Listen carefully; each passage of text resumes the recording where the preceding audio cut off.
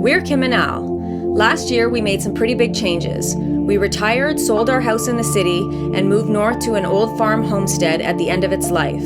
Our plan is to build an off-grid home ourselves. This year, with our solar and septic systems completed, as well as basic four-season shelter, we're ready to take on the challenge of building our forever home. We're excited to share our experience as we continue to create this new life on the North River.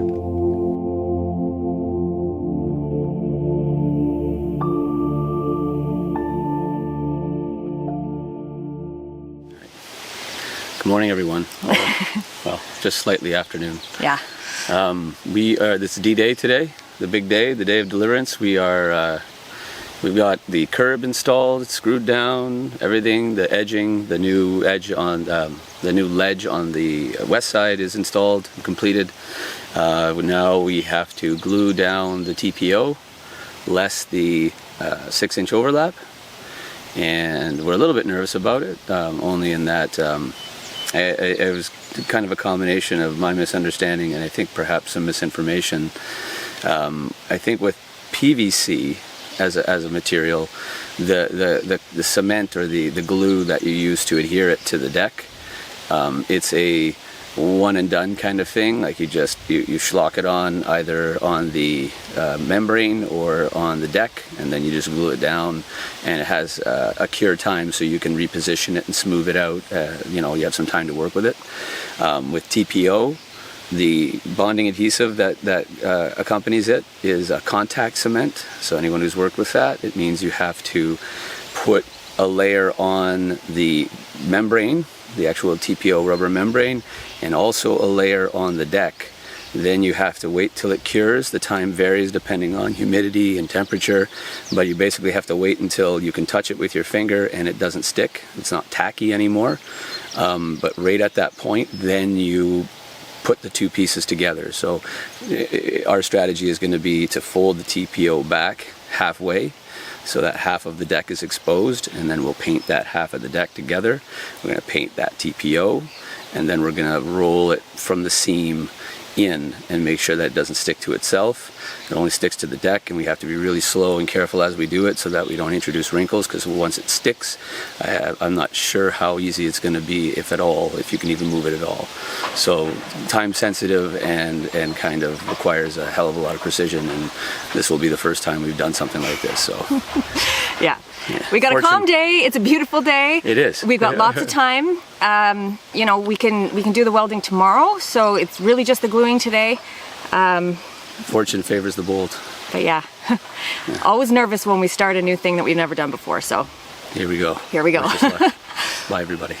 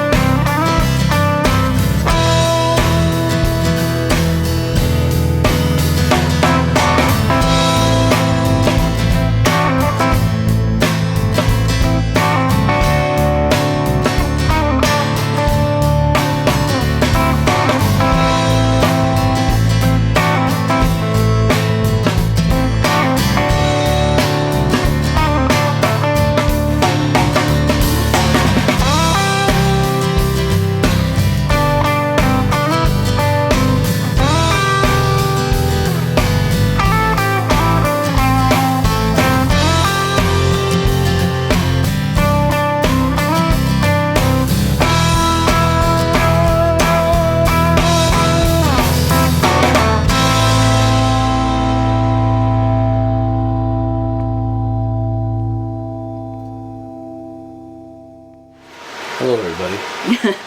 Hi, guys. We are knackered, wiped out, if you will. Very tired. Stretched and drained. So we did the the gluing today on the roof. Yes. Started out okay.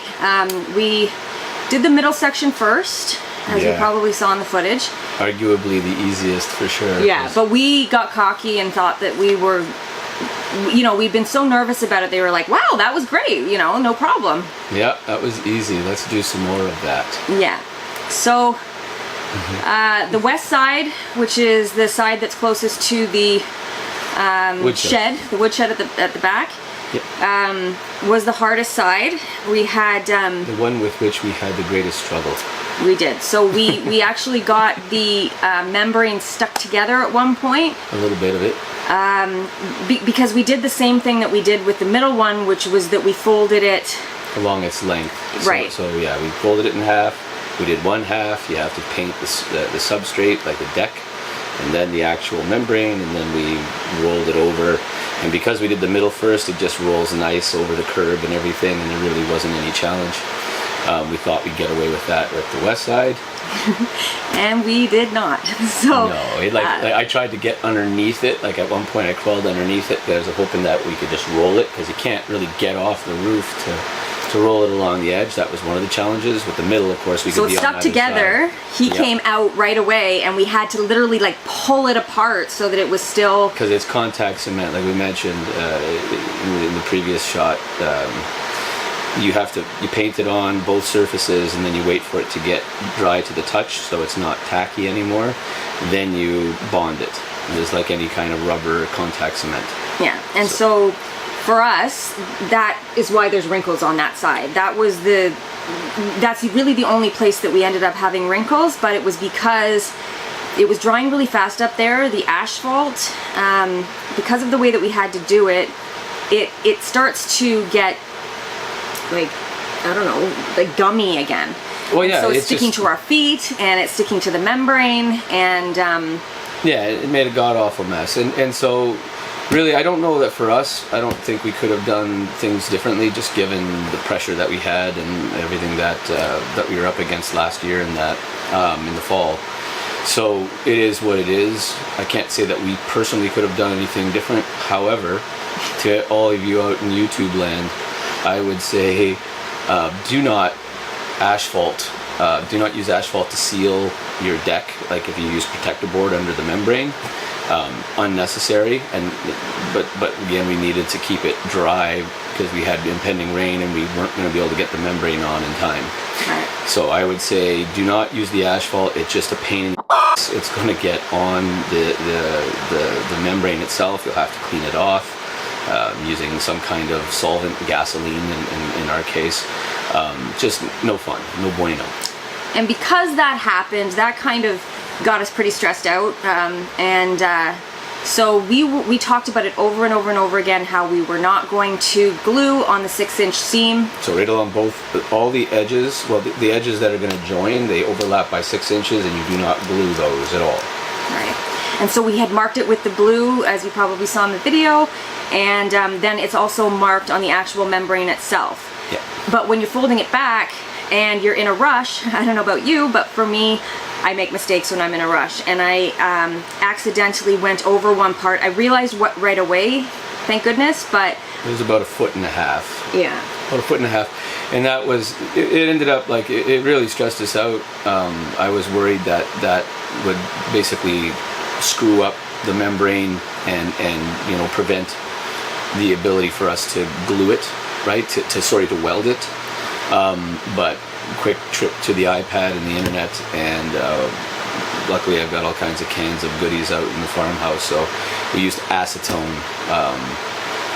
First we tried mechanically scraping it with like a razor, and that wasn't working, and then I used some sandpaper to try and sand it, and none of that was really working. It just seemed like we were going to be spending hours trying to clean off that one little section, but the acetone that did the trick. So we're back in business. The seams are ready for welding. Yeah, and so when we did the east side, we folded it on its width.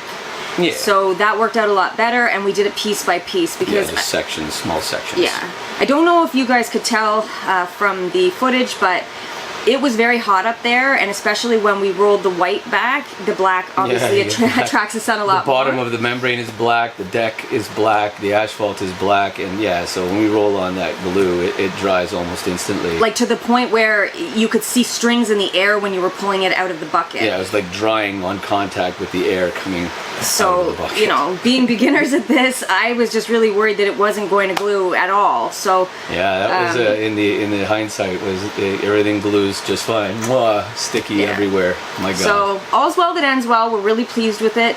Tomorrow is the welding, which hopefully will go a lot smoother.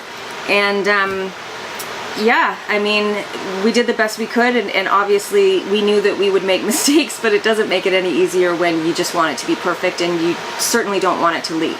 Yeah. So and in the end, like Kim mentioned, right, there's just some wrinkles on the one side, and nothing major. Like there'll probably be some water that will want to pool behind it, but it'll flow off to the other side and off the deck. And inevitably, we want to build a rooftop garden there, so we're going to put about 2 inches of soil. And the idea will be, even if water is going to pool on the membrane, it won't really have a chance to. The plants will draw it up and absorb it. Yeah, and that's going to be one good looking rooftop garden. Yeah. We're Well, really this will be our second shot at it. Well, third actually. We have the solar shed, and then the rooftop of our garage in our old home. So this will be number 3. We're getting pretty decent at it, like what plants to plant up there and that. Yeah. But what I read was it's actually very beneficial on a membrane type roof, especially TPO, which isn't prone to cracking or anything from the cold. Having the garden on top basically protects it from UV degradation, so you can squeeze more life out of that roof. As it is, I think we're probably going to be good for about 20 to 25 years, so it's about as good as a standard roof. Might get a little bit more out of it by covering with that garden, maybe closer to 25, 30 years. So we should be well into our 70s before we have to worry about And at that point, somebody else is going to have to probably worry about it. Yeah. Maybe. Yeah, we'll see. We might be amazing in doing this well into our 90s. Who knows? Yeah, maybe. My understanding too is that you can actually rejuvenate the membrane. There's chemical products you can get. So once it starts to get kind of degraded, you can buy some more life from it. But I'm not going to think about that. A, it's decades away, and B, I don't really want to think about having to take the garden off the rooftop in order to deal with the roof. So like Kim said, that is a job for another day, and hopefully other people. Yeah. But I mean, we're really tired, but we are really pleased with the way that it worked out, and we're just relieved that it's done, and that because I really don't foresee the welding being as big of a deal. No. So famous last words. Yeah, that's where we're at. Toodaloo.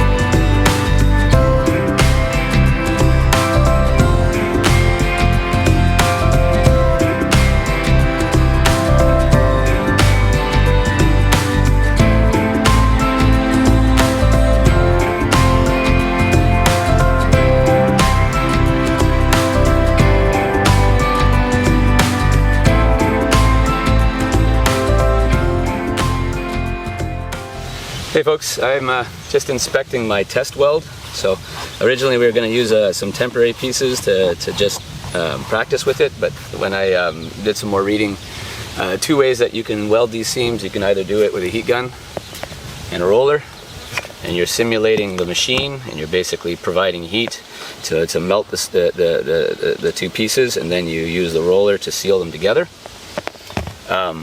The more professional way, if you're doing this for a living and you can justify the purchase of the device, there is a big welding machine for this type of membrane. You set the temperature and everything, and then you just kind of walk it along, and it automatically, you know, provides the pressure and the heat as you go along. It needs to be calibrated too, and in either case, what they say is to check your weld and make sure that it's intact, and if it's not, even if you're using the fancy professional machine, you still use a hand welder to repair any voids or spots. So as I'm inspecting this, I see where I finally got the technique down, and this weld is very solid, but when I went and checked here, I can get my hand underneath and separate it, and then here it's good again. So the idea is to probe the weld to make sure that it's not separating, and then I'm going to go and repair this. And this first weld is the air dam, it's called. So there's going to be 2.5 inch welds. One I'm going to do along this first line on the inside, and then that seals air. It keeps air from getting in and out. And that's, I don't know the physics of it, just the videos that are watching, they explain that that's an important first step. Then the second step is to go along and do the second weld, which is the water barrier weld along the outside edge. So that's what we're up to today. And so far so good. Looks like I'm kind of getting the technique down. A couple of voids here that I'll reseal, but pretty happy with the result.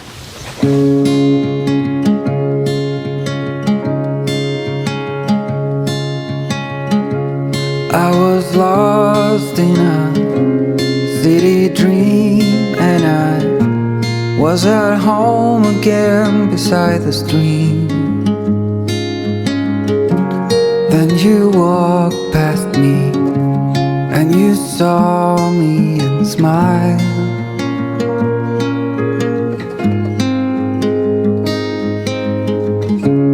I will never forget the first time. So we're all done. I'm just there's one spot. So when I first started, as I was rolling it, it started to pucker a bit, and I created an air gap where you can tell that it's not the full 1.5 inch weld. So I patched it as best as I could, and now what I'm doing is I've cut another piece, and I'm going to sit that over top. And that was, you know, in the videos that I watched, it was go back over your welds, make sure that they're good. If they're not good, repair them. If you still can't repair them for whatever reason, or if it's a tough spot, then you basically weld a patch on top of it, and just do a 1.5 inch seam all the way around on the patch. So that's just one spot over where I started that I want to make sure, like, it's sealed, but I'll put the extra set of suspenders on just to be paranoid. But the rest of it, I'm pretty happy with it, especially being my first foray at this. It's very, you can see, like, you can't get your finger under it. It's a very tight bonded seam, and it's just tedious. You can tell, you realize why they invented the machine they invented. I think it also does both seams in one shot, whereas, you know, you have to do the one and then do the other. But I'm happy with the result, like I say, and I think we're dried in now. Yay, roof. Woo.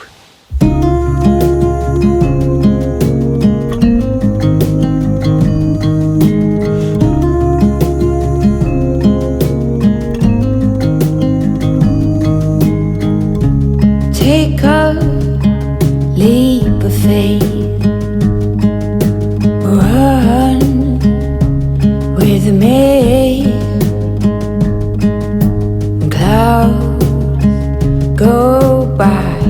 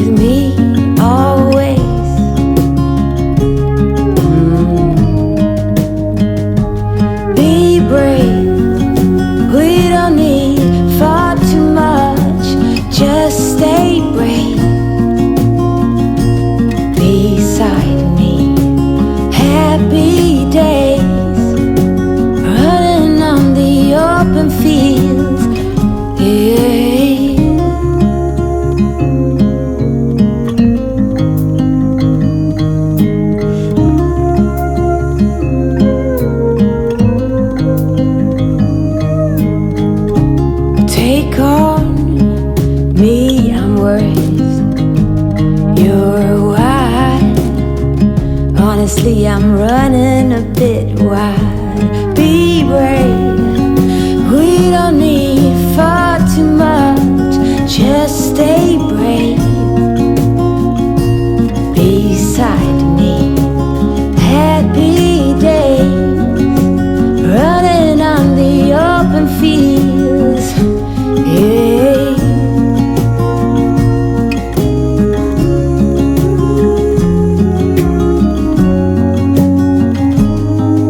And I believe you when you say that this is never gonna change.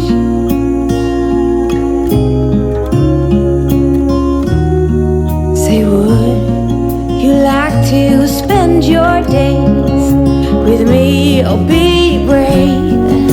We don't need far too much. Just stay brave. Here beside me.